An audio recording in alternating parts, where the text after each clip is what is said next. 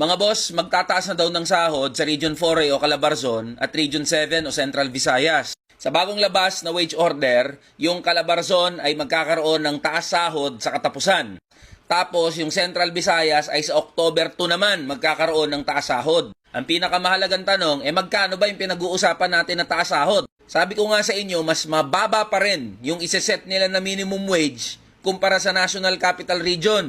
O sige, tignan natin magkano ba yung wage increase sa mga probinsya na yan. O dito sa Calabarzon, ng mga component city tsaka mga first class municipality, 41 pesos ang dagdag sa first tranche. Tapos may second tranche. Next year pa yan sa April na additional 20 pesos. Yan o. Para sa probinsya ng Cavite, Laguna, Batangas, Quezon. Dito naman sa second and third class municipalities, yan, 25 pesos lang yung taas sahod nyo. Tapos, dun sa mga 4th, 5th, at 6th class municipalities, 35 pesos sa unang tranche. At next year, may additional na 30 pesos. Sa Central Visayas naman mga boss, 33 pesos hanggang 43 pesos lang ang dagdag na sahod dyan sa region. Yan o, check nyo na lang.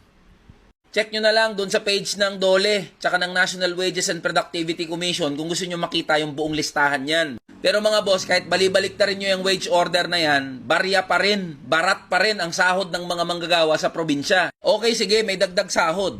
Tulong na rin yan para sa gastusin ng mga manggagawa sa araw-araw na buhay. Pero tangina, yung dagdag sahod na yan, di nga makabili ng 1 kilong bigas. Tataas nga ng sahod. Tataas din yung mga kontribusyon sa SS, PhilHealth, Pag-ibig. Tataas yung sahod ng kaunti, pero di naman bumababa yung presyo ng mga bilihin. Tataas ng kaunti yung sahod, pero yung kuryente, tubig, tsaka ibang utilities, pataas pa rin ng pataas. Di wala rin, nabawi lang yung taas sahod, nagkaroon pa ng utang yung mga manggagawa. Kaya sa totoo lang, yung mga wage order na nilalabas ng mga regional wage board, hindi naman akma. Hindi tugma sa buhay ng mga manggagawa. Ang mainam na gawin, buwagin nyo na lang kasi ang provincial rate na tinatawag. Wag ng regional wages. Puta yung presyo ng bilihin tsaka mga serbisyo, mga utilities sa buong bansa, pare-parehas. Mas mahal pa nga kadalasan sa probinsya eh. Bakit pag-usapin ng taas sahod?